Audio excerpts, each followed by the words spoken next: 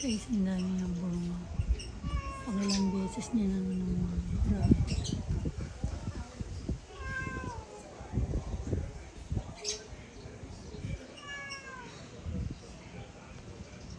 Ang dami ko rin nabigyan niya. Ang beses pa nga pumunta sa bahay namin para nang magaling daw sa plant. Bababad lang niya daw sa suka. Parang ganun pagkakasabi sa asawa ko.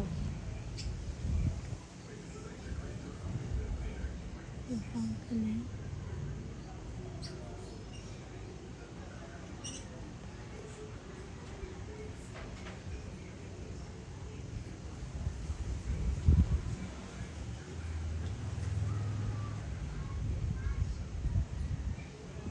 Thank you for watching. God bless.